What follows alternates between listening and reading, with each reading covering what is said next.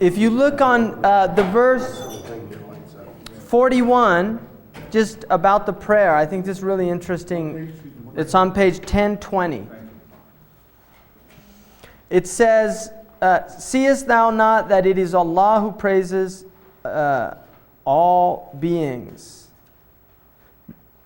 whose praises all beings in the heavens. I have a problem with these kind of translations. I'm just going to do my own here. Haven't you seen that it is Allah that all beings are praising, from the birds in the heavens and the earth, وَطَيْرُ صَافَّاتٍ, and even the birds in flying, and everything knows its prayer.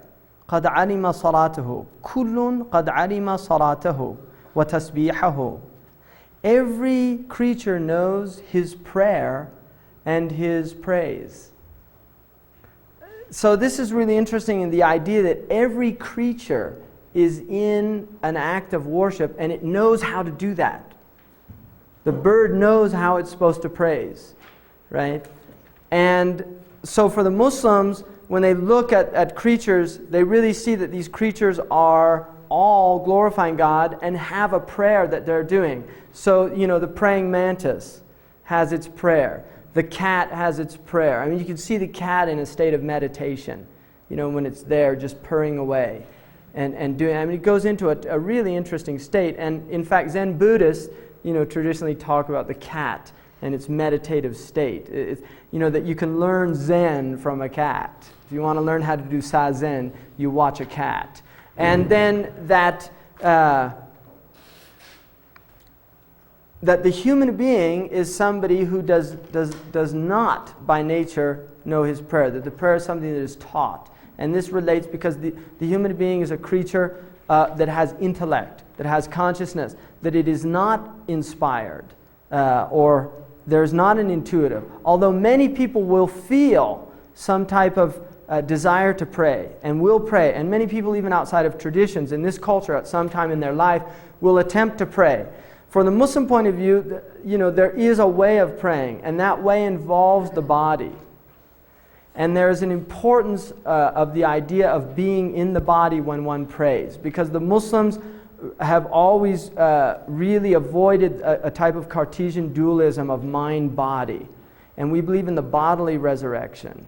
Although we do see that the soul is connected to the body, and the soul does disengage from the body. And in fact, the Muslims believe, according to the Qur'an, that the soul even disengages during sleep, that there is a disengagement that takes place. But there is an idea that the body is also part, that we should not deny our bodies. In fact, the body is part of our being and does represent a very important aspect of our nature. And so the prayer is a physical prayer as well as being a spiritual prayer, that the body itself is being used as an act of worship. And so there is a standing, and then there's a bowing, and then a return, and then a prostration. And each of the limbs is participating in that. In fact, the 7 limbs, Hakim talked about that, the 7 limbs. And then there's an idea of putting the forehead, right, and the nose onto the ground, literally onto the ground. And the act of this, there's a symbolic act, which is elevating the heart over the intellect. That there is an idea that in the act of worship, that we are submitting the intellect and we are elevating the heart, because the heart, according to the Muslims, is the organ of cognition, and what it was created to do was to come to know God. It was to come to know God. So this is just, this is something some of the scholars have mentioned. It's not really, it's just a symbolic type of.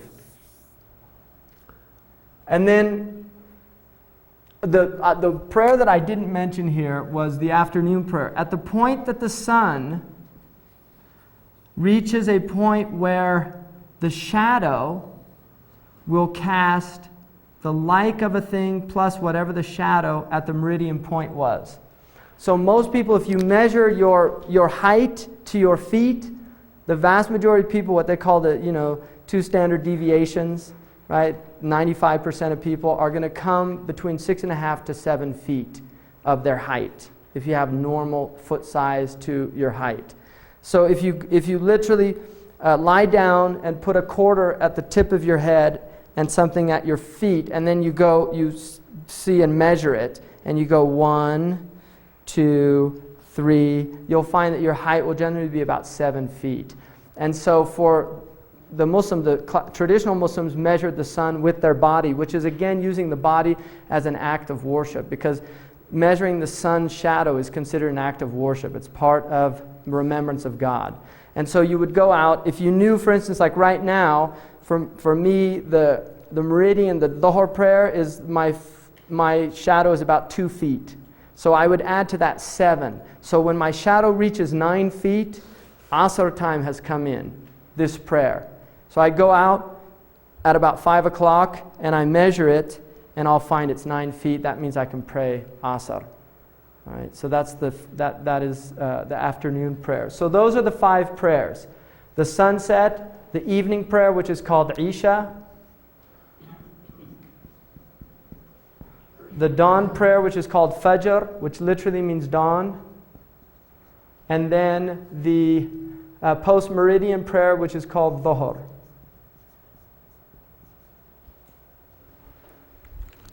So those are the prayers. That's the first pillar.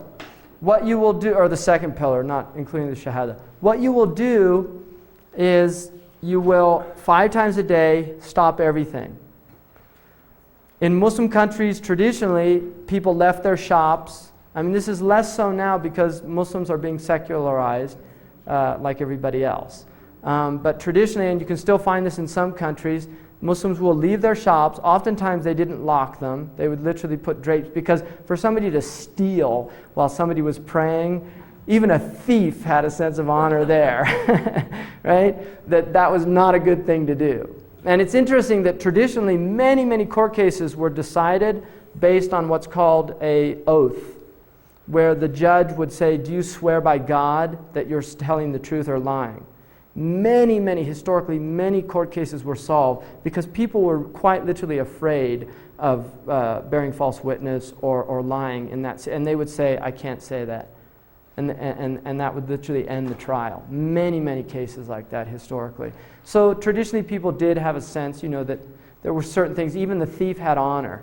There's a famous story of Imam al-Ghazali, great theologian and scholar, who studied he's from Tus in Persia, and he'd studied in one of the great Persian cities, and he had spent 2 years transcribing all these books by hand, because this people, there weren't printing presses. You wanted books, you had to write them out. He went to the library, spent 2 years doing that, and on the way back, their caravan was attacked by brigands, and they were taking his books, and al-Ghazali begged this chief of the thieves, you can't take all my knowledge. And the thief laughed, and he said, what kind of knowledge do you have when somebody like me can steal it? And al-Ghazali said that he realized that God had made him say that, to let him know and to remind him that true knowledge was not in books. Right? What's that? Yeah, that's it. What's that? The 5th prayer, let's see, you would have Maghrib, Isha, Fajr, Dhuhr, and Asr is the last prayer, Asr. And that means the afternoon prayer.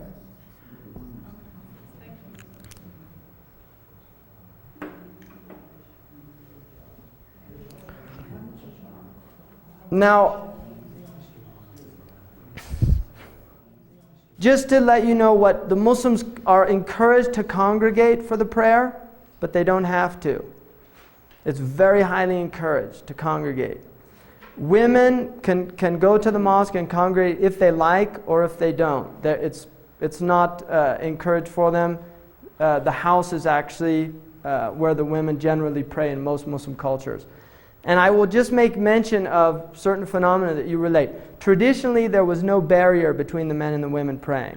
That is a later innovation. It was not the tradition of the Prophet. The Prophet did not have a barrier between the men and the women.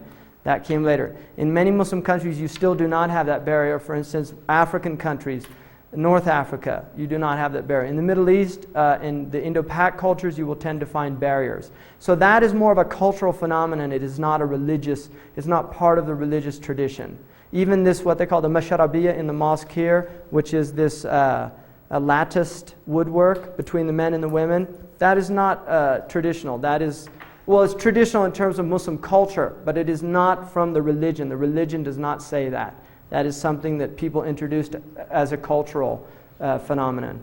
So, and that's important to remember. And there are some countries that, you know, I think a few where there's an extreme patriarchy there, and, you know, women, it's really hard for them to pray in the mosque. And that, again, is a cultural phenomenon because the Prophet prohibited that. He said, do not prohibit women from going to the mosques. And it's a sound hadith. Where? Which country? I think probably on the Arabian Peninsula, you will find in some of the mosques in the villages. In Mecca and Medina, definitely not. There are women praying there. Mecca, you'll look here, the black are generally the women. In the pictures, if you see of Mecca, the Kaaba, when you see big black groupings, those are generally the women, and the white are the men, right? Because in that country, they tend to wear black and white. The men wear white, the women wear black. In Algeria, the women wear white. So that, again, is a cultural thing of color. In West Africa, where Dr. Nyang is from, women they're like cockatoos, you know, they're very, very colorful. Lot of color in their hijab. And Morocco, it's pretty much almost like a basic kind of unisex type. They wear a jalaba, and the differences would be in the colors, but the actual jalaba is very similar. The women wear the same dress as the men do, except the colors distinguish. So, The communities that do this gender separation, do they think of it and explain it as being Islam? I think mostly they do. I think most of them do. You know, and you get, you know, I mean, patriarchy is a phenomenon worldwide, and we are as susceptible to it as any other culture. I think there's been a lot of artificial mechanisms at trying to break it down, but nonetheless, you know, there's still a lot of remnants. I'll give you some examples. In Muslim law, and Ruqayya is going to talk about this, but in Muslim law, a woman does not have to serve her husband in her house, and she cannot be forced to. If she refuses to cook, the man has to provide somebody who will cook, or he has to cook himself. She is highly encouraged to do that, but it is literally within the Islamic law that she has a right to say, I don't want to cook. Right? It's based on the hadith and based on the scholars' interpretation. But this is literally 1400 years ago when these judgments were being pronounced. You know, that women, the money is theirs. If a woman earns money, she can actually go to a qadi. If the husband takes the money from her, she has a right to go to a qadi, and because it's a crime. It's not his money. Any money that comes into hers is hers, whereas the money that the man earns, a portion of it has to go to the woman by law. So it's very interesting. You know, I think that you know, the phenomenon of the abuse of certain characteristics that the man, certainly physical, which is changing in this country, but generally in most societies, men tend to be physically stronger and have been able to coerce women physically to do things. And there's a very interesting verse in the Quran, which is about Asya, the wife of Pharaoh, when she says, "Oh God, save me from my husband, the tyrant."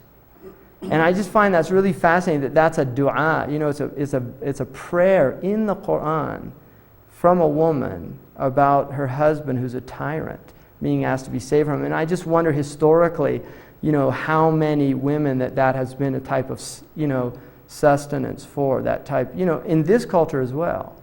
I mean, we still have very serious problems with domestic violence, and we tend to really look at the public space and not so much, we forget about the private space, about you know, a lot of mental cruelty, it's all still going on, But there's a type of openness that has emerged in the culture where these things, people can talk about them. Mauritania, where Sheikh Abdullah's from, we were talking about this, about domestic violence and things like that. And it's interesting that in Mauritania, it's impossible for a man to hit a woman. It's literally impossible. One, because of tribe. In other words, marital relationships are they're very related to the family. And so for there to be any injustices towards the woman, it's going to affect very heavily on relationships, inter-family relationships and things like that. And the women generally tend to be very educated from his group particularly, and know their rights, and they're strong women. There's also no polygamy in that culture at all, because the women put a condition in their marriage contracts, I don't want a second wife. And they know that's a right that they have. Right? They can stipulate that in a contract, and they do that. Absolutely. From Hadith? It's from, again, it's from the scholars' understanding and interpretation. There are early community instances where that was from the companions, where that was established. Did somebody ask a question? Yes, I did. Could you speak a little bit about the ablution? Ablution? The cleansing, I guess. Okay, good point about the prayer. There is a water cleansing, ablution. I hate that word. I don't know where that comes from, ablution. Ritual ablutions. It's a Latin word, but I just don't like it. It's Catholic, do you think? Is it? It's used in the Catholic Church. It is, isn't it? Yeah, I think that's where they got. It's always bothered me, that word. I just don't like the way it sounds. It sounds like something bad. Ablution. Brother, do your ablutions, right? There is a water purification, a ritual purification with water before you pray. You should use a small amount of water. It's not meant to waste water. It's actually encouraged to use a small amount. And it's basically a washing of the face, the arms up to the elbows, a wiping of the head, not a washing, just a light wiping, and then a cleansing of the feet. And the idea is to enter into a ritual state. All religious traditions have this idea of entering into a ritual state of purity before you go into the divine space. And that's the idea there. And the proof that it is ritual and not related to actual physical type, although it does have physical qualities, is that you can use earth to do it in the absence of water.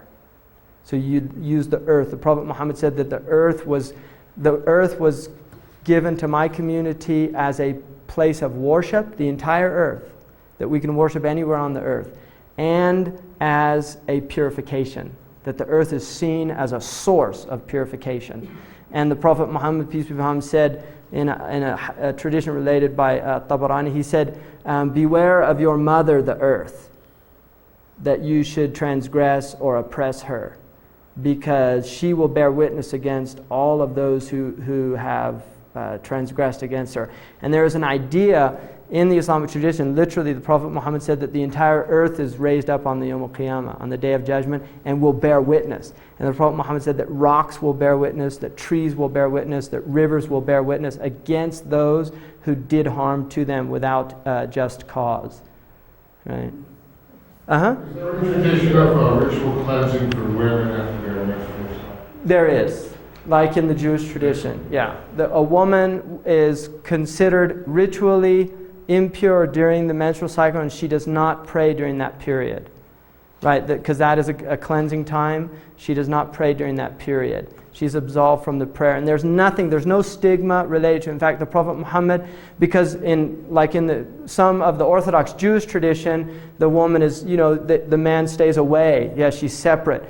The Prophet knew, because there were Jews living in Medina, and he wanted to break that tradition, and it's recorded that he recited the Quran while on the lap of his wife Aisha while she was menstruating. And he was letting people know that there's nothing wrong with the woman during that time. It's just a period of personal purification, and it does not extend beyond her. She can cook. She's allowed to cook during that time. She's allowed to, in fact, even foreplay is allowed during that time between a male and a female. But the Prophet said, avoid what is between the belly button and the knee. In other words, don't, because that's a time when it's prohibited for actual sexual intercourse. But the Prophet said that is a time when male and female could have foreplay, sexual foreplay. with the exclusion of intercourse only. So, any questions now, just about all that's transpired? Was there a number of times, the repetitions for the ablutions? Good, yeah. 3 is encouraged. 1 is what's obligatory, and 3 is encouraged. No more than 3. It would be discouraged after. Is there anything to the notion that certain sects wash their hands from the hands to the elbow and others from the elbow? No. One way. There's one way to do it, which is down like that. I mean, pretty much all the schools are the same on the wudu and the prayer. The prayer, there's some difference, like Maliki school prays with the hands at the side, and also the Shia pray with their hands at the side. The other schools pray with the hands here or here, some up here. So you're going to get slight variations, but the basic movements are the same. And some will move their finger to concentrate in the last part of the prayer, and some won't. Do they do the left hand first and then the right hand? Right hand, always right to left. In the Muslim tradition, left, it's cosmological. Left, I mean, in Latin, sinistra is left, right? There's always this idea that left is kind of sinister. It's the bad side. In the Muslim tradition, it's not like that. There's not a stigma like that about left hand. Like in Europe, there was a stigma related to being left-handed. And people, I mean, my mother she went to Catholic schools. She was left-handed. She got the ruler until she learned to write with her right hand, which now we know is actually damages. That's one of the things that some people think are result in learning disabilities and things like that, because there's a confusion that takes place in the body as a result of that. But in the Muslim tradition, there's no stigmatism related. Like, I'm left-handed. Omar ibn al-Khattab he wrote with his left hand. There's no stigmatism attached to that. But people are supposed to eat with their right hand. The left hand is used for cleaning, like the urine and cleaning the feces. Right? So the right hand that's why you would never shake with your left hand. You would always shake with your right hand. So in Muslim cultures, the right hand is very important. And one of the reasons that the thief loses the right hand is it's when they break there's a deep breach of the social contract when a human being steals from another human being, and there is literally a severing from the society that takes place. So to lose the right hand is a very traumatic experience in the Muslim culture. Is there any linguistic parallel between the right hand, the word right, and the word law, as there is in the number of that? Absolutely, yeah. Right, yameen, means, it's like an oath is called swearing, a yameen, right? I swear that this is true. You're swearing with the right. And also, yuman is a good omen. And sha'am, which is related to the left, is a bad omen. So there is a cosmology involved in it. And also the idea in classical cosmology, which is Indo-European as well as Chinese. The Chinese cosmology, the south is yang, which is over, and the north is yin, which is under. The same in the Indic, the Dravidian culture and the Indic cultures, that the word for south is in Sanskrit relates to over or above, and the word for north is under. And classically, maps were generally put the south on the top. And you will notice out there that al-Idrisi's map puts Africa on the top and Europe on the bottom. There was a switch with the European cartographers when they kind of realized that there's some philosophical implications here, being under or inferior as opposed to being over and superior, and they literally switched the maps around. But the book that a lot of European cartography was based upon was the Book of Roger, which was done by al-Idrisi for the Sicilian king of Sicily, Roger, and he had his maps with the south on the top, which is related to facing the east in the morning. So the back is called Gharb, or the unknown, which is west. The east is called the Mashriq, or facing the radiance of the sun. The south is called the right, like Yemen means the right. It's also the southernmost place in the Arabian Peninsula. And Shamal is from north, which is from Shimal, which means left. So north is considered left to the human body. In terms of, this is cosmological, in terms of cosmology. So the north would be under the south. And the Muslims traditionally did their astrolabes with the south as the projection was from the south, looking up to the sky. Any other questions? You said earlier that in some countries or cultures it's difficult for the Muslims to be reflective about their religion. And I was wondering if you could enumerate some of the reasons why it's difficult to do. Well, because I think people in the Muslim culture, it's just a given that you're right. You know, like it used to be that way in this culture. You know, it was just given. Christianity was true. Everything else is false. That's just a given of any culture that has a dominant religious teaching that still has power and influence. And certainly Islam is still in that position in the Muslim world, where to question or to really think, why am I a Muslim? You know, other than the fact that I was born here, that most people won't come to that. There would be judgment. There would be social stigma, for one. But see, I don't even think that should negate. Even if there was, it's still important to reflect and think. You know, I mean, you have always had people within cultures that have questioned things. I mean, there were always people in the Christian tradition that remained Christians, but they could still challenge the culture. Sometimes they were burnt at the stake, other times they weren't. But the point is that there were people that would say, you know, is this right? Or is what we're doing right? I mean, that's an important human question. And this is just a lot of non-reflective people. And then I think there's a lot of encouragement for the absence of reflection for social political reasons.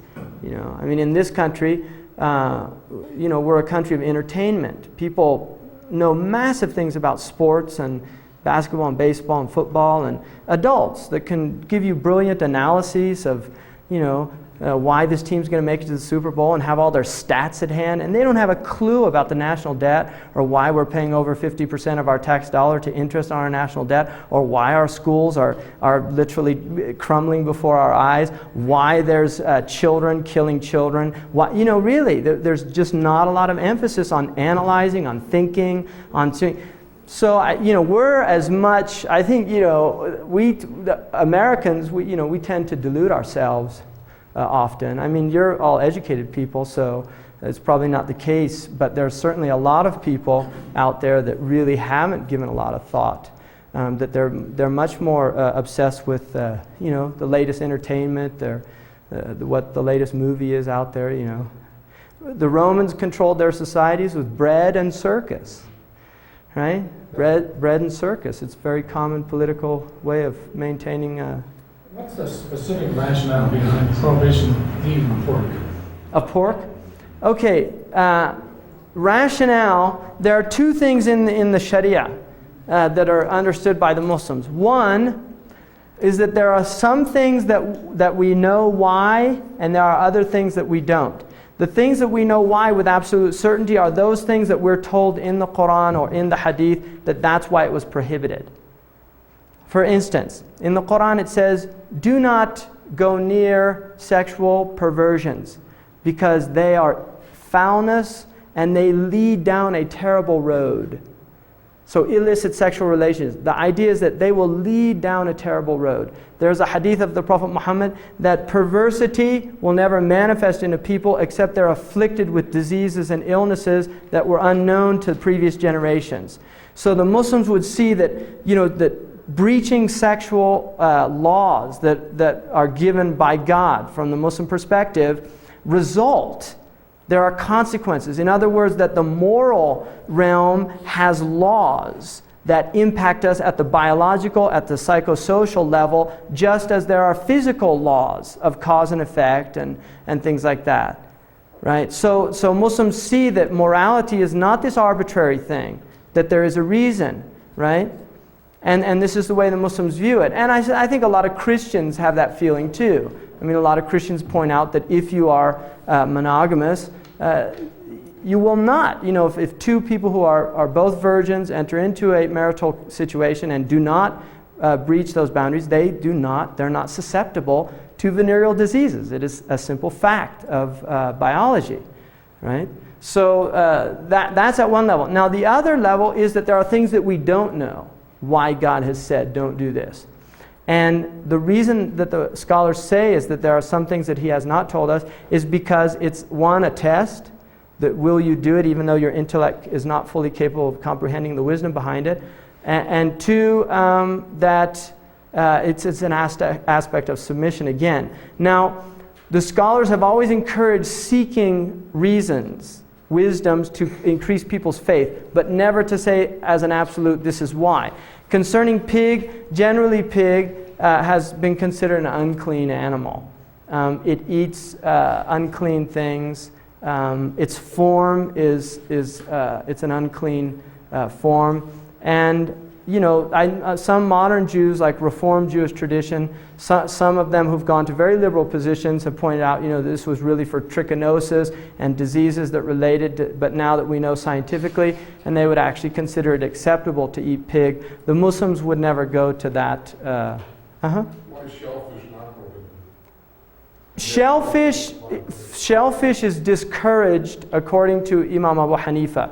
But the reason that it is not prohibited is because there is a hadith of the Prophet Muhammad that what comes out of the sea is pure and halal for you. And that's where it comes from. But Abu Hanifa did consider it makruh to eat shellfish, because it ate unclean things. And that was the reason that he gave. So that is a position, but it's not a dominant position. And again, one of the things that the Quran mentions is part of the Prophet's message was to lighten the load of the previous dispensations. So there are actually some lightening of loads concerning what was binding on the Jewish tradition, because from the point that people were getting weaker at maintaining the guidelines of God. And so there was kind of making it easier for people for this last stage of human existence, because people do not have the same spiritual capacities as the ancients did. So there's that idea as well. Any other questions about this? So we'll go on to the next pillar, which is zakat. The word zakat means, it comes from a root word which means to purify. And the idea is that it is a purification of your wealth. Everybody in accruing wealth will have some either clearly doubtful or even really doubtful aspects to the accruement of wealth. So the idea is that zakat is a way of purifying your wealth. And the Prophet Muhammad was prohibited the taking of zakat for his own family. They cannot be recipients of zakat, Bani Hashim.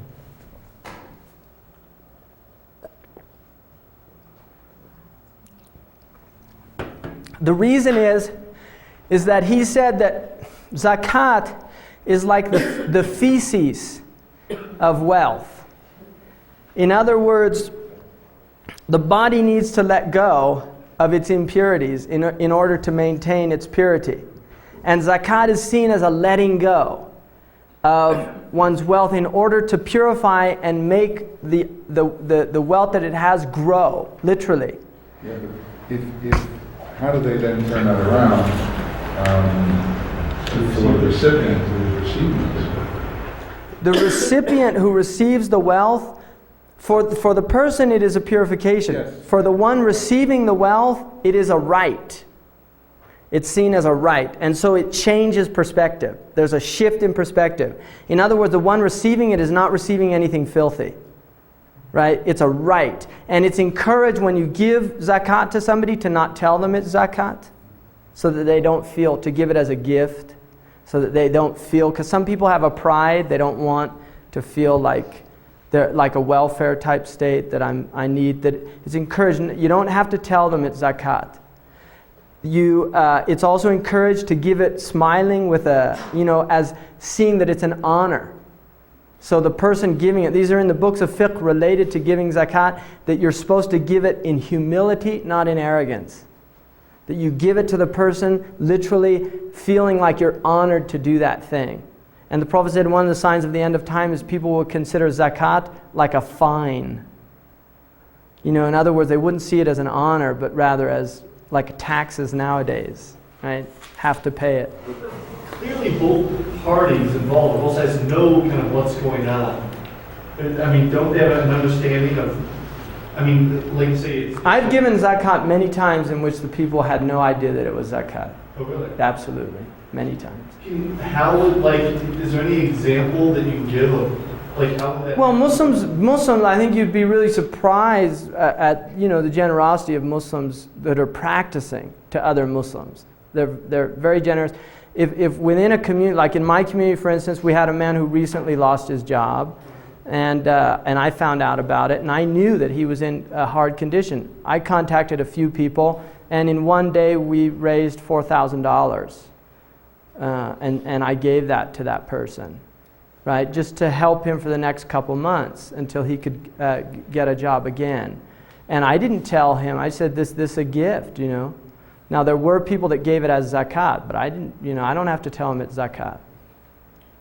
Mm-hmm. There are times when you'll find things on your doorstep. That's You true. may find a rack of lamb, you may find an envelope with money, and you don't know who. Very common in the Muslim community. There's definitely, I think Muslims do still have a sense of taking care. Like things like homelessness in the Muslim world, those are still real shocking. Like the other day we saw a man, and I was with Sheikh Abdullah, and he didn't have a shirt on. And he asked me first if he was crazy. Because in their country, you would never not wear a shirt in public. It would literally be, for them, it's a sign somebody was mad. And the same with shorts. That's something he hasn't, I don't think he's quite grasped it yet. Just because their culture is still very, very modest. But we told him that he's probably homeless. And he said, what does that mean? And he literally didn't know what it meant. Because in that country, you could they just build like they take tree limbs and the women will sew like burlap sacks together and make a little house. And you don't have to pay property tax, and you don't have to, you just set up shop. And he didn't have a concept of like being homeless. And then he just said to me, with all of this, like there's so much here. Because he's coming from a place where there's nothing. And he said, how is it that like somebody could be without a place to sleep? With all, like it was something that I don't think his intellect really could quite grasp, right? Very kind of interesting. Really interesting book to read about this is Winners and Losers in the New World Order by Jacques Attali, right? He talks about this phenomenon of increasingly, people becoming accustomed to planetary boat people. That's what he calls them. Planetary boat people. Where you'll go to the ATM and the bums there, and we just become inured to it because it just becomes more and more difficult for people to deal with. How is the giving of zakat in relationship to whether the receiver is Muslim or not? The receiver, that's a good question. Let me tell you and I'm going to get to that. Let me tell you basically, zakat is a local tax. It is not meant to go outside of the community. The Prophet said those closest to you are most worthy of your help. So the idea of acting locally is really important. That if you're fighting for the rights of the Tibetans, and your own community, there's people oppressed, the Muslims would see that as a kind of disconnection. Doesn't mean that you're not sympathetic with something happening over there, but the thing is you begin at home. You begin cleaning up your own home. So zakat goes back to the wealth of the local community. If there was no one in that community that is impoverished or needs zakat, then it will go outside of the community. And you first give to your relatives who are in need before you would give to strangers. Now, the recipients of zakat, there are 8 categories mentioned in the Quran itself, and those are considered the only recipients of zakat. One of the only non-Muslim group are what are called mu'allafat qulubuhum, which are people who are very close to Islam. They're very interested in Islam, they're close to Islam. Those people, it's permissible to give them zakat money. If they're not Muslim, then you can donate money to them, but you cannot give zakat. Zakat is the right of poor Muslims. In other words, the idea that you take care of your own before you go outside. But traditionally, the Muslims in the early 19th century, during a famine in France, the Bey of Tunis and Algeria sent wheat to Europe to help relieve the famine. So traditionally the Muslims did have a concept of helping other peoples if they had a surplus. But first you help the people within your community. And then also Jewish, there's a beautiful story of Sayyidina Omar, because Jewish and Christian and non-Muslim peoples like Buddhists and others pay a tax to live under the Muslims. And Omar saw a Jewish man begging, an old man, and he said, "Why is this man begging?" And they said, "He doesn't have any money." And he said, "We took money from him when he was young, so we should take care of him in his old age." And so he demanded that Christian and Jews and other people, if they had no one within their community to take care of them, then there should be money taken out of what's called the Bayt al-Mal, or the collective bank of the Muslim government, to help those people. And it's interesting that during the time of Umar ibn Abdul Aziz in Damascus, the government actually paid for and supplied people, not dogs, but people to take care of blind people as an employment, right, which is mentioned in the books. Is there a certain percentage then that they make? Good question. The percentage is, there are three types of zakat. Income tax is prohibited in Islam. You cannot tax people for income that they're using to live by. You can only tax them according to standing wealth that 1 year has accumulated. So if a year has passed and you still have the wealth, that's what you pay zakat on. You don't pay zakat based on what you made that year. So if I made $50,000, but at the end of the year I have zero, which is the case of a lot of people in this country, right? And they actually have to borrow to pay the IRS, that you do not pay any zakat. You pay zakat at the end of a lunar year. You pay zakat on what you have that a year has transpired with. And you pay 1/40th. 2.5%. No, of the entire thing. So if I had $40, I would pay $1. Oh, yeah, so you pay 1/40 of what remains After the whole year, yes. Yeah, it's not a big amount. But if, go ahead. You may only need, let's say, a $6,000 car to get around, wants and needs. Right. I mean, you may only need, let's say, a $6,000 car to get around, but you buy a $100,000 one. Exactly. Okay. Herb asked, I think, a good question. Where does want and need come into this? In other words, if I'm a wealthy person and I buy a car for $100,000, and I'm a poor person, I buy one for $500. Can I just spend my money on that? Yes. Wealthy people, their money is discretionary. It is highly discouraged to waste, and it is actually prohibited to be grossly extravagant. But the Prophet Muhammad said, Allah loves to see the traces of His blessings on His creatures. And so it's encouraged for a wealthy person to dress, not extravagantly. He should wear things in order to show the blessing on him. And there's a beautiful book called Envy Towards a Social Theory.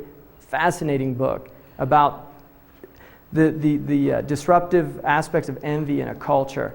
And one of the worst things in Islam is envy. It's literally considered one of the worst things. It's one of the 7 deadly sins in the Christian Catholic tradition. My father was Catholic, and he said that he's unfortunately familiar with about 4 of them.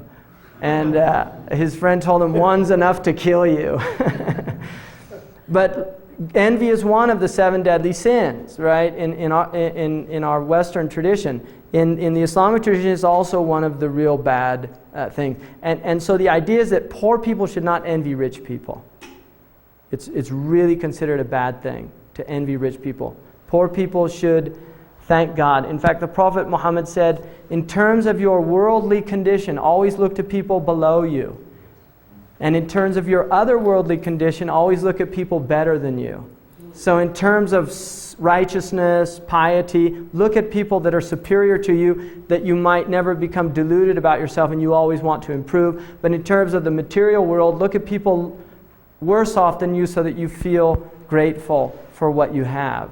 Just briefly, what was the book that you said was, you mentioned the influence, the effect of envy? Yeah, it's called Envy Towards a Social Theory, and it's a German author, and I can't remember his name right now. I actually just got the book a couple months ago, and so I don't have the author's name yet. If there's no income tax and zakat is determined on somebody's net, It's like a capital gains tax more. It's like capital at the end of the year. Okay, does the zakat satisfy and fulfill the needs of the poor? Is it their poor due? There is a scholar in Qatar who has proven that if zakat was paid in the Muslim world, there would be a gross surplus of wealth today. It's very interesting because there's also zakat of agriculture and livestock. So agriculture has 1/5. Now the World Bank estimated that if 2% of the world's agricultural crops were taxed, 2%, that there would be no hunger anywhere. Now Islam says 5% for irrigation that you did yourself, 10% for agriculture based on natural irrigation like rain and things like that. So if you didn't work, you pay more. If you did irrigation, you pay less. So 10% of wheat, corn, barley, all of these grains is taxed, and it's supposed to be given and distributed to the poor. Also livestock. So for every 5 camels, 1 sheep is given, like that, right? 30 cows, a calf, 40. Question, you were talking about the livestock, and I was just thinking about Saudi Arabia, and all the pilgrimage, when all these people come and they wish to make sacrifices. Right. How do they deal with that? They can them and they send them around to poor people around the world. That's what they do now. The meat that's sacrificed during the Hajj, and I didn't sacrifice. You don't have to sacrifice if you made there's 3 ways of making Hajj. And I made it the way that the Prophet ﷺ made it, where it's not obligatory to sacrifice. You can if you want to. I did not sacrifice. But if you do sacrifice, the meat can either be eaten there, it's encouraged to distribute it amongst the poor. And the Eid, the reason that's encouraged to sacrifice during the Eid traditionally was that poor people generally did not eat meat very often. And so the idea was on the Eid, it was a time when you brought meat to the poor people to give them meat. Now meat is becoming more increasingly cheaper, and so you're finding people are meat eaters all over. Sayyidina Omar said, beware of meat because it has the addiction of wine. And he also said to one man who used to eat meat every day, every time you desire meat, you buy it? And he said, yes. And he said, I'm afraid you're going to be from the people who lose all their good deeds in this world. In other words, that you enjoy the world so much that you can't show the right gratitude. So it was not encouraged to eat meat all the time. And now Muslims have become heavy meat eaters, but traditionally most Muslim cultures were really more semi-vegetarian cultures. It's kind of more of a recent phenomenon, the heavy meat. And beef is very new in the Muslim world. Traditionally Muslims were not beef eaters. They were goat and sheep. In Muslim cultures, where, particularly in the 20th century, where there's been, you say, oil discovery and wealth, how is that affected zakat? Or is it causing problems between? That's a really good point. Yeah, there is a lot of problems. There's a lot of resentment. There's a lot of envy, things like that. But technically, buried wealth, there's different opinions about it. Most of the scholars say that it goes to the Muslim collective bank, what's called the Bayt al-Mal, and it should be used to develop the Muslim communities, to help the poor, to build schools, to do these things. It should not be personal wealth. Some say that no, 20%, it should be taxed 20%, and then the land of the people that it was found on, they're the ones that benefit from it. So there are some differences of opinion, but there's definitely, in many of the countries where there's been natural resources discovered, and the Muslims do have a lot of natural resources in the Muslim communities, there's just been a gross expropriation of the wealth and exploitation of it, which is very unfortunate. And there's also been a lot of outside influences. I mean, we know when Mossadegh, who was the prime minister of Iran, wanted to nationalize the oil, there was a CIA coup that ousted him. So there's hands outside that are also impacting very seriously how the wealth is being used. People, if you know about petrodollars, then you know the fact that the vast majority of petro wealth is literally being supplanted and invested in Western banks, and the Western banks in turn are using that to finance a lot of the projects in the quote-unquote third world, which end up causing major problems because of interest payment and things like that. So very complicated world conditions, but I think they're really worthwhile bringing up to your students. Because we have to, as communities, we just have to start thinking about this stuff. We're so marginalized from these dialogues, and I think just normal people should be participating in trying to understand what's going on. Why are countries like Mexico, paying these massive interests to, there's more interest now coming out of the third world than there is aid going into it. So there's a lot of very serious contradictions going on, and then a lot of the massive projects that are being developed, the World Bank and the IMF encouraging these gross projects, the dam now in China and Brazil and these type of things that really, if you read somebody like Suzanne George, really worth reading. Fate Worse Than Debt, Ill Fares the Land, How the Other Side Dies. She worked for the World Bank and then kind of reneged and realized that she felt that they were doing a lot more harm than good. And she's written some really, really worthwhile critiques. And not from a kind of conspiratorial type, just really kind of analyzing the thing.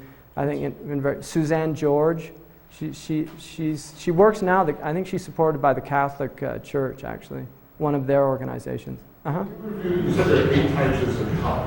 There are 8 recipients. There are 3 types of zakat. Can you run through? Poor people. By definition, there are 2 types of poor people. One is called miskeen, and the other is called faqir in the Quran. The miskeen is the one who doesn't even have a day's worth of their livelihood. The poor one is somebody who does not have a year's supply. They do not have enough money to get through a year, and they are accepted as a recipient for. Deserving poor and undeserving, the way that Christian charities see it. Yeah, that's a good point. If the person is known to use things, like if they're alcoholic or known to do things, then yeah, you should not support people that you know the money is going to go, and there are more worthy people for it. That is encouraged to look for the more worthy people. And then you have the people who collect it. So there is a portion of it taken out to employ the zakat collectors. And then you have indebted people who are in debt. And that is a type of debt as long as it was not accrued through wrong actions like gambling. And it is a debt in which they're in serious trouble. The debt has reached a level where socially they're really being jeopardized. And then you have and also indentured servants, people who bonds people. Because in Islam, traditionally, although this doesn't exist anymore in the Muslim world, traditionally there were people who were bondspeople that were under the yoke of somebody. And those people in Sharia, if they desire to be freed from that yoke, then they have a right to zakat to pay off whatever their worth is, right? And so that's a group. And then also so that's 5. And then you have the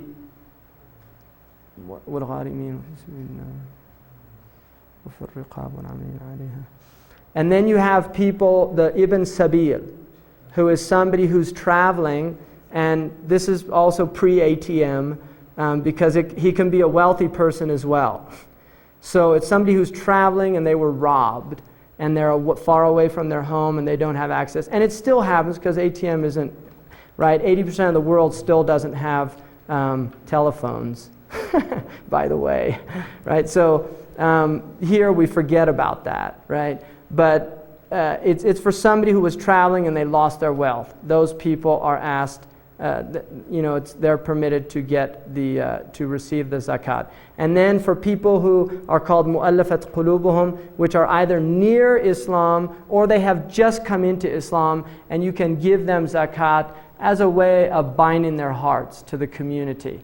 And then the last group is fi sabilillah, which are people who are defending the homelands. So anybody who is defending, like jihad, like the Bosnians, when they were fighting, many people sent their zakat to Bosnia or Afghanistan, for instance, right? And there are many people, I think, that support the Palestinians, viewing that as a valid, struggle, things like that. So that's basically those are the recipients, according to the Quran. I would think that the answer to this would be no, but if you're an American Muslim and you're paying 35% income tax, you also pay 2.5% wealth tax? Absolutely. In fact, more so. Some of the scholars have said if you're giving 35% to the American government, which is using a lot of it for things that you should probably give another 35% just to counterbalance, and then pay zakat on top of that.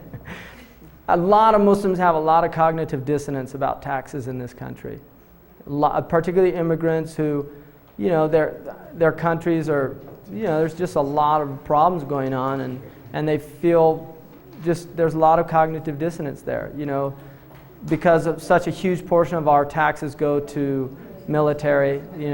I think 54% is still allotted to defense and military budgets and things like that. I mean, what's education? 17%? Is it even? No, I think it's what? 17%? It's about 17%, right? So, but again, if you're in a country, you have to follow the laws of the land. So it's actually prohibited if you come into a country by Sharia, even though the laws are against Islam, you either have to make hijrah or you have to follow those laws. It is prohibited, like it would be prohibited for a Muslim to cheat on the income tax, given that that is a law in this country.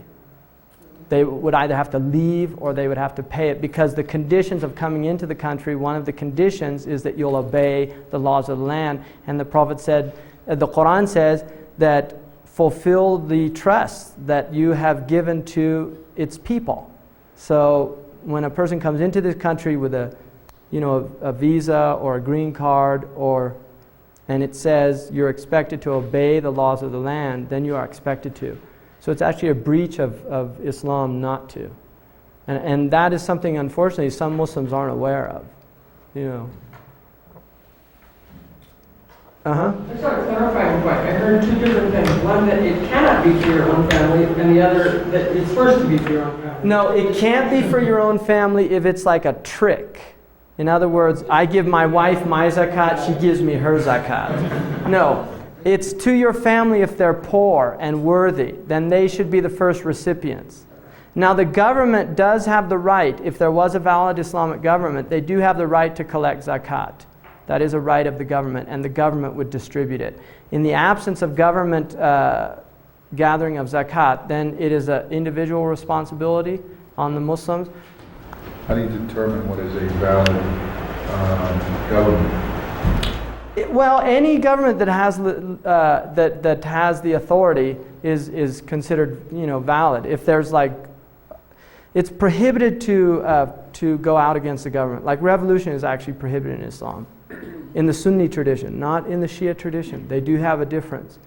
I mean, that is an important distinction. The Sunni tradition believes that they have a right to fight and oppose an unjust government, whereas the Sunni tradition says that the people should be patient and ask God to change the conditions and rectify themselves, but they should not actually physically bear arms, because that would lead to a greater tribulation than the actual injustice, which is bloodshed amongst people. So in the Sunni tradition, it's actually like what's happening in Algeria, for instance. That's prohibited by Islamic law to do that. And that is the classical Islamic view. And the group that goes out are called Khawarij, which are the seceders. And you can find them historically. There's always been groups that have said that. But the traditional Sunni position is that you cannot go against the ruler.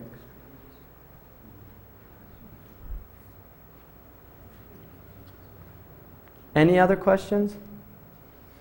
When you mention a legitimate Islamic government, would this be a government that has as its ultimate law the Absolutely. I mean, that's the ideal. But even if they're not implementing the Quran and they don't openly say that they don't believe in it, they're still considered the legitimate government. So they would then have the right to collect these? Yes. And this could be in lieu of a welfare department or something like this? Zakat, that's the whole point of zakat. Yeah, it's to help the poor people. It's a right of the poor people. And it's interesting because the Prophet said, take from your wealthy the zakat and return it to the poor people. So it's almost like, people get rich off poor people because the vast majority of the world's population is poor. I mean, we forget that. We really do have a very high living standard. But the vast majority of the world's population are poor people. And the wealth, even America's wealth, is largely dependent on a lot of, of wealth from other countries. We have very cheap oil in this country. I mean, for example, for a liter of Coke is about how much? I don't buy Coke, but what are you paying there? $1. $1? You're paying more for sugar and water than you are for a liter of oil, right? And sugar and water are pretty much inexhaustible resources. Relatively, I know there's some problems now with water and things like that. Whereas oil, you're dealing with an inexhaustible resource. It's grossly underpriced. Oil is grossly underpriced. I mean, we're paying $1.40 for a gallon of gas. It'll take you 30 miles, 40 miles, and you pay, relatively the same amount for a bottle of sugar water that's going to rot your teeth and give you diabetes, So it's really interesting that oil is so cheap. And oil should probably be around, what's that? I was saying 4 or 5.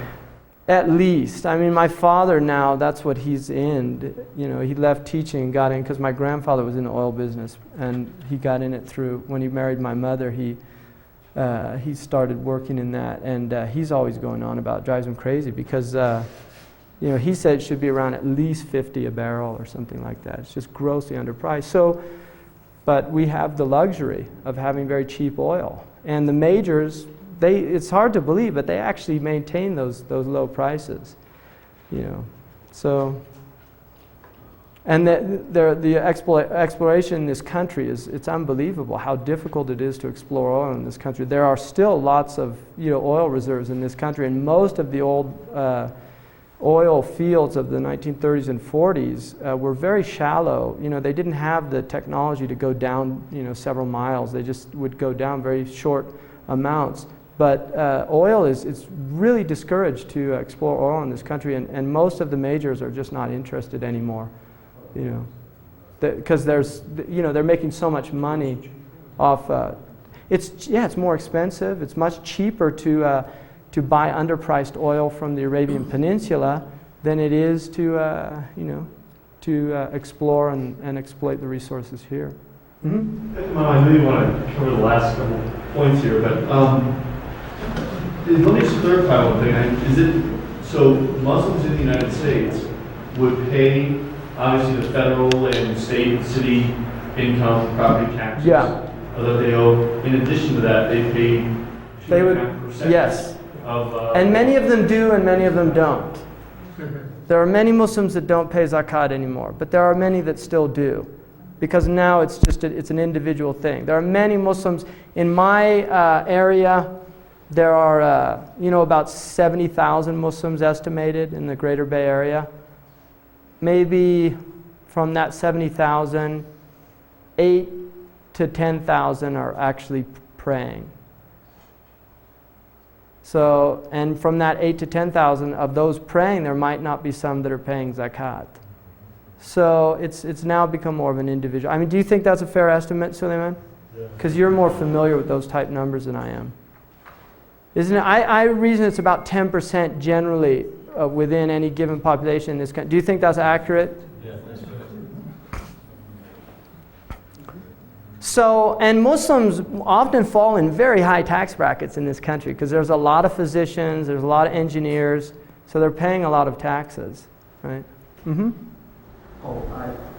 In this category, in the zakat category, is that where you were planning to discuss the idea of lending at interest and paying interest in this way? Or is that That's another, I was going to do that with the Sharia, but I can bring that up now, the idea of just, yeah, let me just get through that. Go ahead.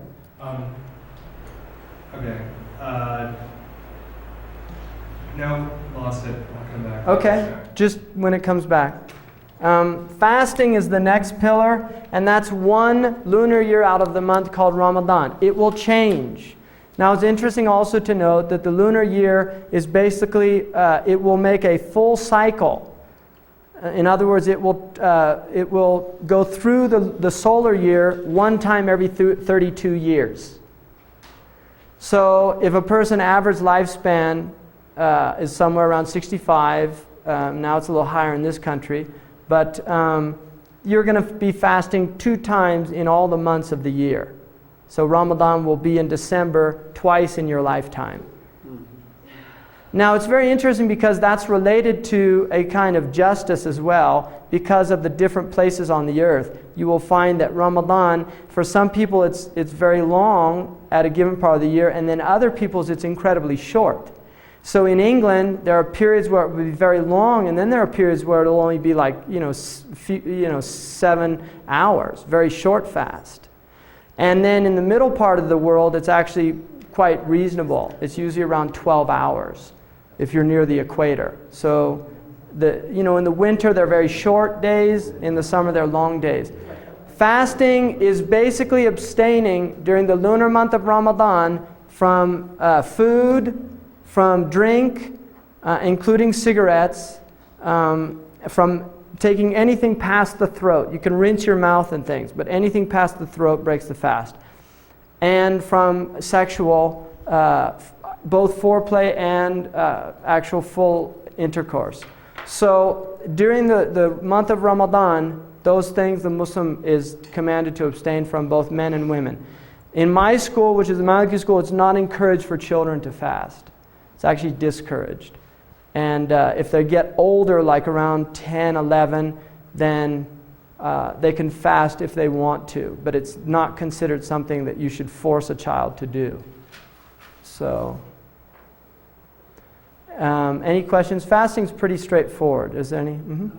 There have been some students at my school who, during Ramadan, even though they may have been sick and should have been drinking fluids, didn't drink. Muslims, you'll generally find, are pretty rigid about that. And that has to do sometimes with not fully understanding the tradition, because if you're diabetic, it's actually prohibited to fast. If a physician thinks that it's harmful, it is prohibited by Sharia, and you would actually be doing something haram in the teaching. You would be doing something prohibited. Because preservation of the self is the second, after preservation of religion, it is the second highest priority in the Sharia. Could you go through the categories of those who are exempt, other than you said diabetics? Old people, if it's difficult for them. If they're able to, but it's hard, they have a choice. People who are traveling have a choice, but if it's hard, they're encouraged to break it. And if it's extremely hard, undue, then they have to break it. A pregnant woman, a nursing woman, and she can either decide for herself or get a doctor's opinion. And the doctor's opinion would be binding on her. Anyone who has a physical illness, like diabetes, or they have to take medicines regularly throughout the day. Now some scholars have permitted like asthma inhalants, that does not break the fast. There's a difference of opinion about that, but my sheikh gave a religious opinion that it did not break the fast because it went into the lungs. And smoking broke the fast because it was unnecessary, right? Which a smoker would definitely disagree with that. Soldiers, right? What's that? Soldiers. Good point. Yeah, somebody who was fighting, and they needed their physical strength. Now, Hakim Ali Jawan, it was kind of became national news because he was fasting during the playoffs. And, it would be prohibited really for him to do that, to break his fast. Because it's a sport. Right. That's why. If it was a valid job, like it is permissible, for instance, if there was a harvest that had to be done and they could not do it fasting, and they would lose the crop or something like that because of that, some type of situation like that, then it would be actually permissible to do it. What are the hours of fast? Fasting goes from the Fajr prayer, which is dawn, until the sunset prayer. And then you can eat, sleep, you do sleep in the daytime anyway, but you can eat, drink, and have relations with your husband or your wife. It's during the nighttime. What about getting married? During Ramadan? During Ramadan. You could. Absolutely. Prophet got married in Ramadan. Yeah. Mm-hmm. Ramadan predates Islam. The month predates Islam, not the fasting. But the lunar months of Islam predated Islam. What predates Islam is the rites around the Kaaba. During Ramadan. No. Ramadan does not predate Islam. Fasting in Ramadan is second year Hijrah. Before that, the Arabs did not fast. And the Quran says, fasting has been prescribed upon you just as it was prescribed upon the people before you, in order that you might learn discipline. So it's actually considered a spiritual practice to discipline yourself. Now, if you think about it, people who abstain from for a whole month of not eating during the daylight hours, it gives the body, there is a very strong discipline that goes with that. It's prohibited to backbite at any time. Whether it's a Muslim or a non-Muslim, you are not supposed to talk bad about people. It is prohibited to lie. It's disencouraged to talk a lot, empty talk in Islam. It's just not something encouraged. There's a tradition, the Prophet said, كَرِهَ اللَّهُ لَكُمْ الْقِيلَ وَالْقَالَ. Allah dislikes empty gossip. Thoreau said that gossip was good in homeopathic doses. To head back to a question I'd forgotten earlier, you said if there were a legitimate Muslim government, then zakat could be applied. And I know that a lot of Muslims think there is not, but there are governments that claim they are, right. Correct? Have any of the current governments that claim to be Muslim governments started to collect? There's zakat. There's some zakat, absolutely, in the Emirates, in Arabia, in different places. They do have zakat, and people can pay it through government. Can or not? No, they don't have to. Okay. Yeah. But with a legitimate Islamic government, it would be allowed for that government To do it. require, Yes. Yeah. To require. Mhm. Okay. But nowhere requires it currently. No. Okay. Could you explain why Ramadan? Is it when the angel Gabriel? Okay, good point. Thank you. Yeah. It's Ramadan. The reason Ramadan is the month of fasting is generally it says that this Quran was revealed in a blessed time. شهر رمضان الذي أنزل فيه القرآن. The month of Ramadan is the month in which the Quran was revealed. Now, the Muslim belief is that the Quran came to the first heaven, which is called Sama'ud Dunya, to a place called Baytul Izzah, the abode of dignity or exaltation. And then that happened in Ramadan. And the beginning of the revelation began on the 27th of Ramadan. And then over a 23-year period, it is being revealed to the Prophet. And in Ramadan specifically, the Prophet ﷺ said that Jibreel used to go through the Quran every month with him, but in Ramadan, he used to go through it every year with him in Ramadan, the entire Quran. And then in the last Ramadan of his life, he went through it 2 times, and he knew that was his last year. So the Ramadan is considered a very blessed time for Muslims. And traditionally, it's encouraged for people to go out and see the new moon and the Muslims traditionally went out, sighted the new moon, and you would hear a lot of shouts of joy, Allahu Akbar, in the Muslim cities that go up on the rooftops and things. Mm-hmm. Is there therefore a connection between the crescent and the star? The crescent moon, interestingly enough, is a much later. It was the Mamluks that actually introduced the crescent moon. And I think it actually, it was a symbol of some of the ancient moon cults. It's become to be adopted as a symbol, but it's in no way an authoritative symbol of Islam. Muslims, it's like an urf, what they call a custom. And the Prophet said whatever the Muslims see as good is good with Allah. So there's an idea that the crescent moon has kind of been accepted by the Muslims but it's not from the Prophet Muhammad.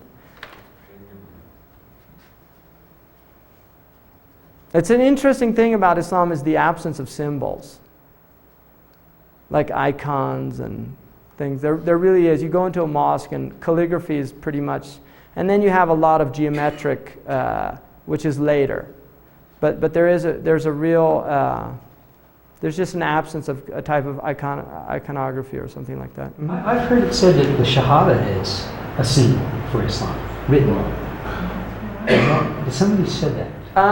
It's traditionally the Prophet did put it on his flag, and so it traditionally has been like. But again, when I mean symbol, I mean more like an abstract, not so much language. Language is symbols, obviously, but I mean like a cross or the Star of David or the Om Simbu statues. In traditions you have a lot of symbols. Like Hindu tradition has many symbols.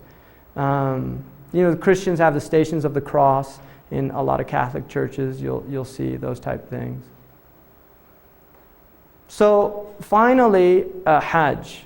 Now, just about the fasting, I would say that traditionally the Muslims viewed fasting as a time of discipline. You should control your talk, your speech, not talk a lot. Learn to control the sexual appetite. Learn to control the tongue. It was very important. The Prophet said in a tradition, whoever guarantees for me what's between his two jaws and his two thighs, I guarantee him paradise. In other words, if you could break those two desires and really discipline yourself in those two things, then, and it's interesting the symbolic relationship between the mouth and the genitals. It's fascinating. There's been a lot of traditions that have examined that, the idea of the createdness, that the mouth is like a womb and the tongue is like a male organ. That there's a type of that language is a type of created. It's an aspect of creativity. There's an impregnation that takes place from the mind of thought that emerges in the child of speech and things like that. So there's some fascinating relationships there. Let's see. Hajj. Hajj, the pillar of Hajj is the fifth pillar, and I think it's really wonderful to me that of all the pillars of Islam, even though all of these pillars are based on ability, zakat, if you're not able to pay it, you don't pay it. Fasting, if you're not able to fast, you don't fast. Even the prayer, if you're not able to pray standing, you pray reclining. If you're not able to pray reclining, you pray just with your eyes. If you're not able to do that, you pray in your consciousness. If you're not able to do that, you don't have to pray. But yet, the Hajj is the only one in the Quran where it says, لِلَّهِ عَلَى النَّاسِ حَجُّ الْبَيْتِ لِمَنْ اسْتَطَاعَ إِلَيْهِ سَبِيلًا. Allah, it is incumbent upon mankind or humankind, the pilgrimage to His house, for whoever is able to make the journey. Even though all the other ones it's the same stipulation, but in that one, the stipulation is mentioned. And I think part of that is because the vast majority of Muslims will never be able to make the Hajj. And so it's kind of like just the fact that it was mentioned in there, that there's kind of an ease with that. And this is why the example that you made about people fasting, even though they don't have to, they'll still do it. Really. Whereas the Hajj, there is definitely a limitation there related to wealth, physical capacity, borders, even now. For some people they can't, like for a long time the Russian Muslims could not make pilgrimage. The communist government would not let them make pilgrimage. So there's limitations, and yet right there in the Quran it says, for whoever's able to do it. The vast majority of Muslims will never do that. If you look, there's about 1 billion estimated Muslims. Every year, the maximum I could imagine pilgrimage being is maybe 4 million people. Right now it reaches about 3 million. And you are packed. You're like this doing some of the rites. There's so many people. And it's very interesting. I've made pilgrimage 3 times, and I've made Umrah several times. But the actual pilgrimage, first thing, it's related to the ritual of Abraham. The Muslims believe that Abraham took his son Ishmael to the valley of Becca or Mecca. It's also called Becca in the Quran, Mecca and Becca. And he was commanded to leave his maidservant Hajar and Ishmael in that place. It's a barren place. And then he left them. What the tradition says is that Hajar, who was she was an African woman who was the mother of Ishmael, that she went into a state of anxiety about the place because there was no water, nothing. And she began to run between these 2 hills, Safa and Marwa. And she did that 7 times, worrying about her baby. And on the 7th time, the well of Zamzam emerged. And there's a well there that still to this day feeds the pilgrims of Mecca. And she drank from the well, and then some people there who were passing through helped them, and they become established. And Abraham comes back when Ishmael is becoming a man and builds with him the house in Mecca. This is what the tradition says. Builds with him the Kaaba. Now some say that the Kaaba was first built by Adam, alayhi salam. And some say that Adam and Hawa met on the plain of Arafah, which is, the word Arafah means to recognize. And it's where they recognize each other after the garden on the earth. Allah Ta'ala, Allah knows best about those things. But the basic idea is that the Kaaba was the first house established for the worship of one God only. And Ibrahim built the house, and it's a cube, very simple structure, nothing there. And then the rites that are related to it is you enter into a ritual state which is called ihram. For a woman, it's taking a bath and dressing in her normal dress. Women tend to wear white on the Hajj. They don't have to, but they tend to, just as a tradition. The man enters into what's called ihram, which is 2 pieces of cloth, a loin cloth, and then a cloth over him. It can have no stitching. It's woven, but it cannot have stitching by hand. Because you're supposed to completely, it's like, it represents complete impoverishment before God. And everybody has to be the same.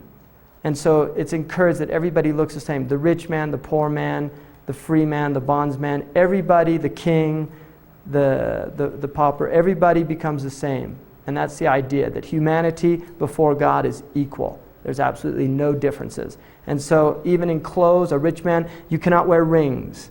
You cannot wear any display of worldly wealth. So somebody who normally wears jewelry, they have to take it all off.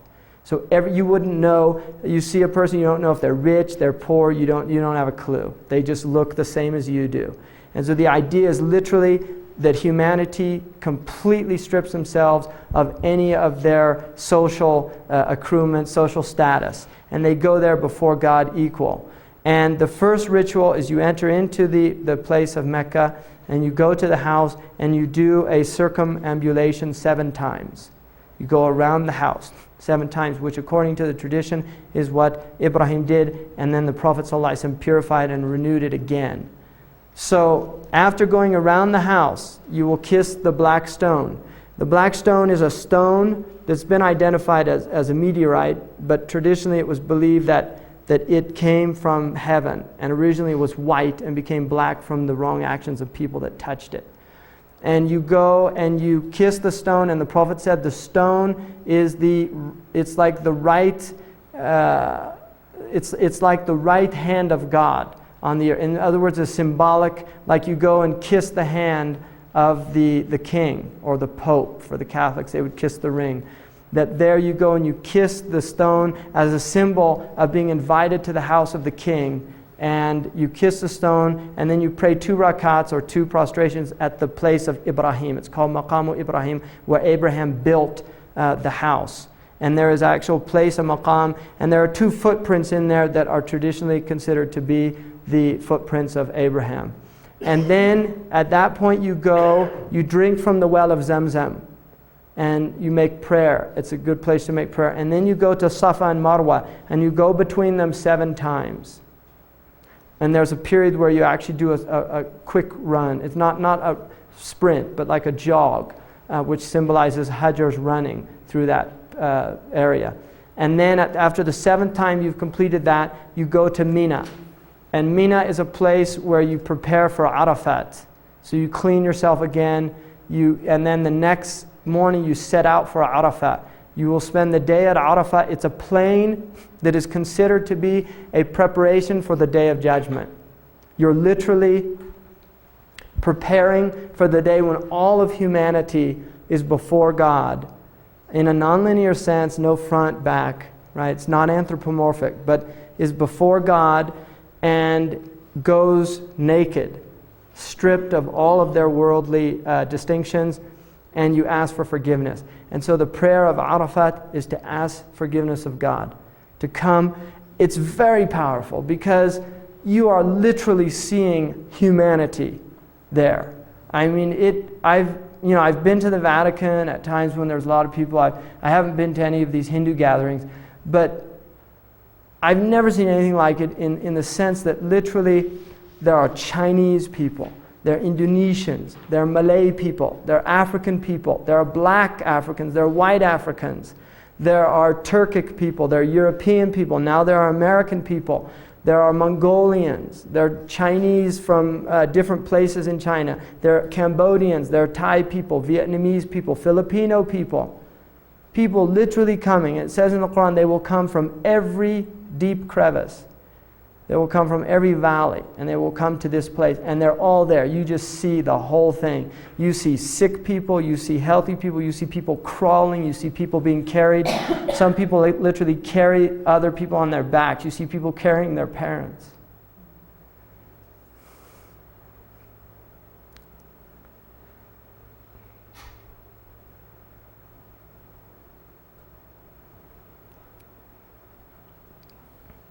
So it's just a very, very overwhelming experience to enter into that sacred space. And the great reminder on that day, the verse that was quoted when the Prophet made Hajj, there was a black man who gave the adhan. And the Arabs looked down on, they had this racism, and they looked down on it and they said, they asked why that man was giving the call to prayer. And so the verse came down that we have created you in peoples and tribes to know one another. So the idea is people come there really to learn. It's a little difficult. I'm kind of getting back into that space, so just excuse me for a second. Hajj, for some reason, I just have a hard time talking about because I've been there, and I've had the experience, and they start coming back to me, that experience in that place. But so I'll just try to get over this. The verse just said that, we have created you in peoples and tribes to know one another, and it says the noblest in the eyes of God are the most conscientious. In other words, the one thing that the Prophet said on the Hajj pilgrimage was there is no preference over a white man or a black man over a white man.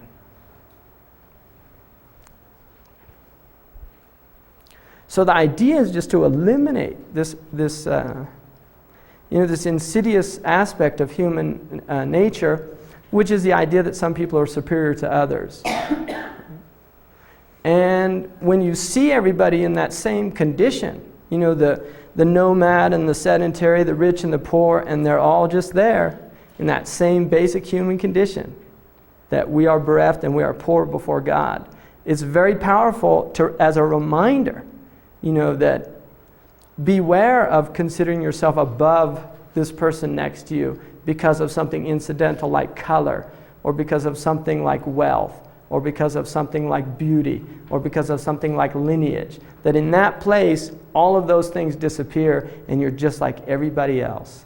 You are a a naked creature that has to eat, sleep, and defecate and urinate and menstruate and procreate and do all these things, and there's something very basic and fundamental to your humanity.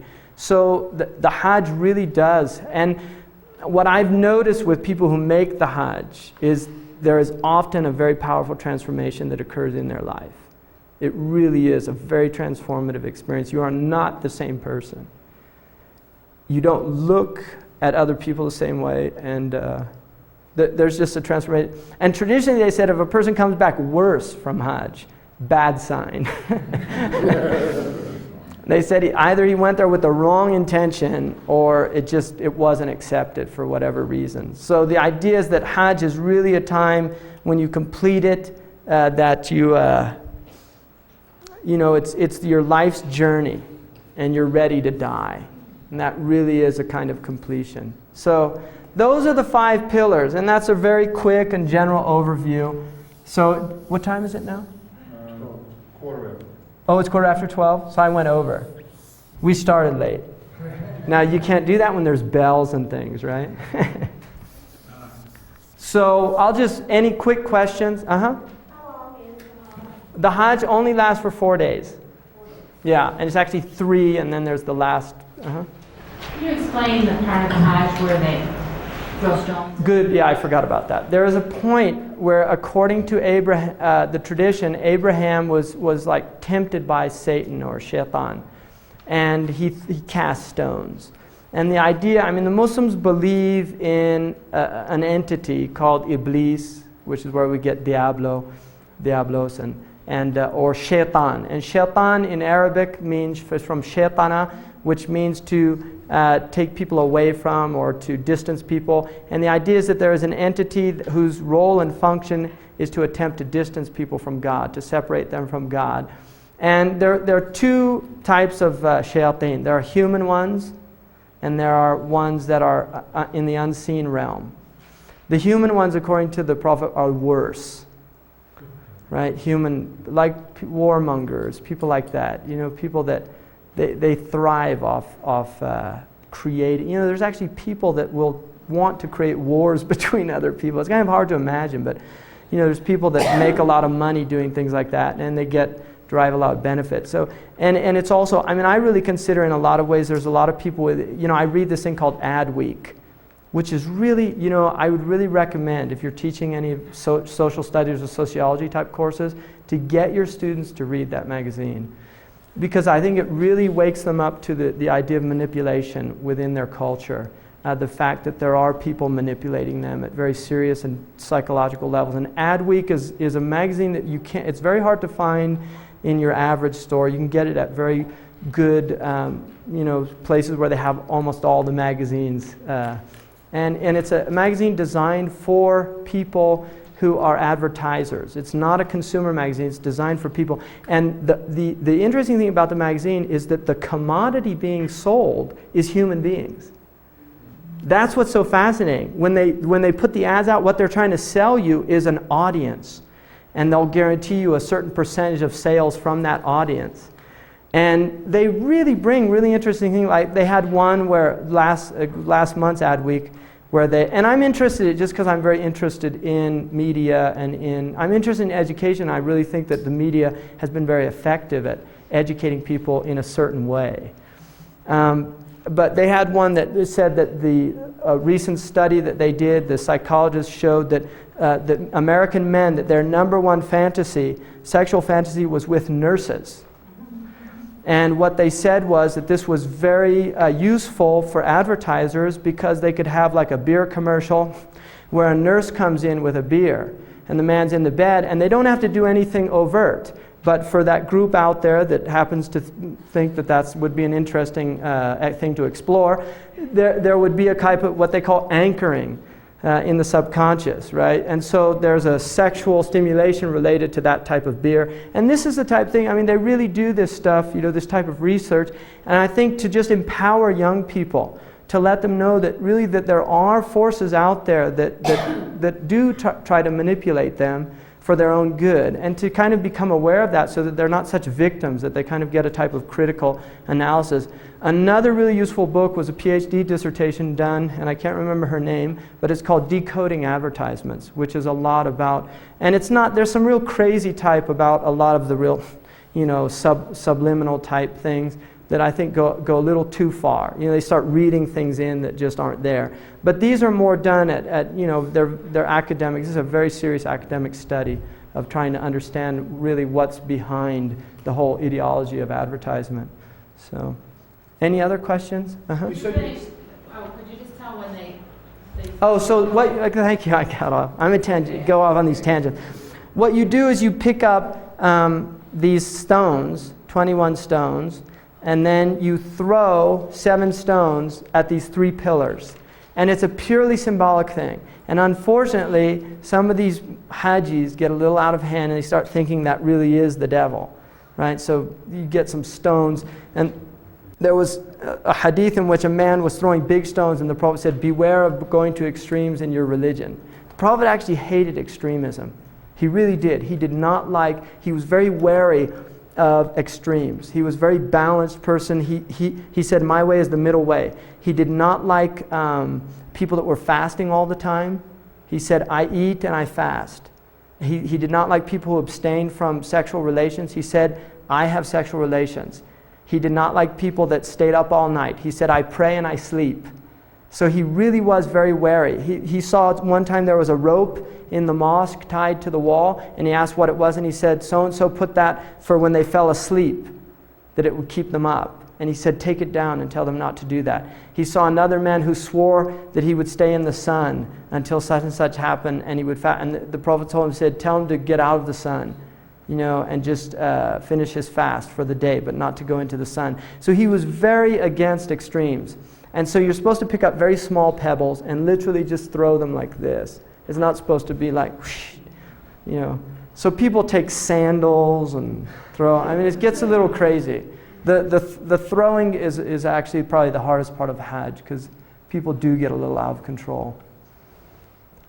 And then you're dealing with a lot of, unfortunately from the Muslim world, you're getting a lot of people coming out of very ignorant backgrounds. A lot of them don't know their tradition. They haven't learned the rules of Hajj. So you have a lot of things. But it's amazing, given the amount of people, given the space, given the intensity, there are very, very rarely any incidents of, I have never heard of any outright violent incidences where people actually, other than I think there were some riots that the Iranians during the whole Iranian Revolution did. But my 3 times on the Hajj, if somebody starts getting angry, there's all these people around them, just tell them, be patient, you're on Hajj, and they remind them and things like that. And people respond to that. And the same is true in Ramadan. You're fasting, just relax and calm down. Can you explain that feast at the end?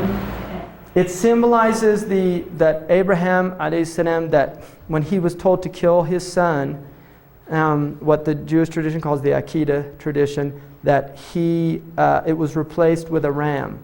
And there's a difference of opinion in the Muslim tradition whether it was Isaac or Ishmael. I think most Muslims now believe that it was Ishmael, but early on the Prophet never said which child it was. And it's not really considered important it's not essential to the story. The importance is the act of submission. And what you do is you celebrate by sacrificing a ram preferably, or some other animal, and then distribute that meat to poor people and things like that. Mm-hmm. And other Muslims take part in that around the world. Even though the Hajis are doing it, other Muslims, like in Santa Clara, people will go out and they will sacrifice on that day. Many people, and it's encouraged to do that. Any other? So I think that ends the session on Islam, and I hope that was beneficial, and thanks for your attention.